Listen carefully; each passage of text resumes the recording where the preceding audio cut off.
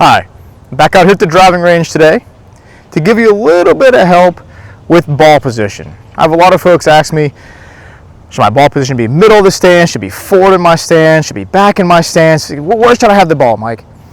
And my answer to them is always, well, it depends. It's kind of a long answer. We could talk ad nauseum about exactly where your ball should be for your 7-iron relative to your stance or relative to your left shoulder, left foot, however you want to think about it. But it's only ever going to hold true right here on the driving range on these nice flat mats. When we go to the golf course, that ball position is going to change with every shot out there. Generally speaking, I'm going to tell everybody that your full swing should be, if you're making everything correctly, it should be middle to slightly forward in your stance. But the key is that we want to make sure that the ball is happening before the bottom of the swing arc.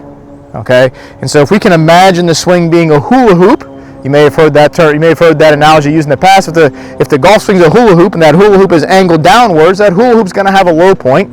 That's going to be your divot. Well, we want the divot to happen in front of the golf ball. So as we make our hula hoop with whatever club it is we're going to swing,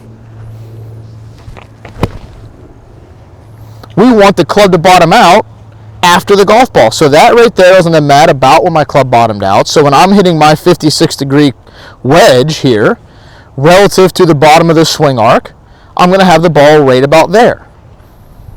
That's going to change as the club changes. So with my 4-iron, if I make a swing with my 4-iron, let's see where the club happens to bottom out.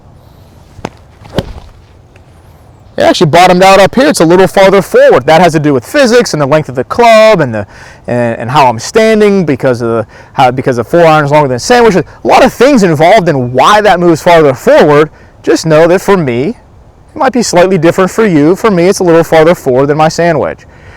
It should be. And so therefore the ball is going to end up being a little bit farther forward. But anytime the ball is on the ground, we want to make sure that we're impacting the golf ball prior to the low point of the arc, okay? That's going to hold true no matter what. So if you end up with yourself on a hillside, make a rehearsal swing, see where the club bottoms out, and that's where the ball should be. Or at least let that tell you where the ball should be. The ball should be just before that. So if I'm standing on an uphill lie, it's going to be a little farther forward than normal.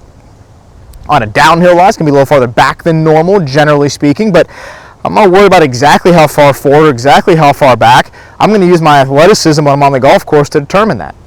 Now, everyone then asks me, okay, Mike, well, what about the driver?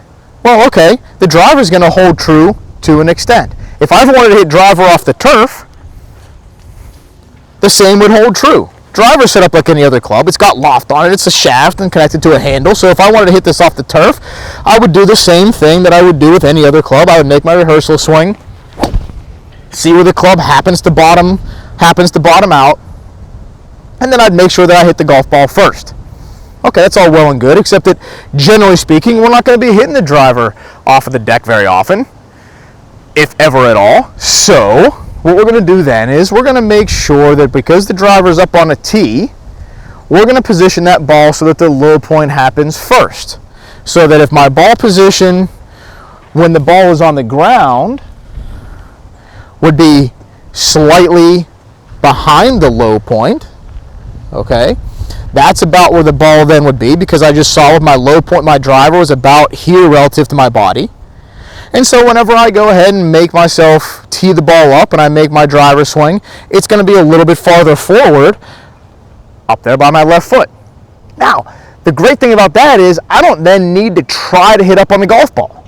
A lot of folks get their driver in their hand and say, I have to make sure I hit up on it, and they end up doing one of these in an effort to try to hit up on it, and they sky it, or they top it, or they slice it, or they hit a big hook. I can just make the same swing, swinging down to the low point of the arc. It just so happens the ball's a little bit farther forward, and I end up hitting it on the upswing. So, use the bottom of your swing arc to determine where the ball ought to be in your stance for any given shot out there on the golf course. When it's on the ground, make sure the low point happens after the golf ball. When you're up on a tee with the driver, the low point can happen first. Swing well and have fun out there.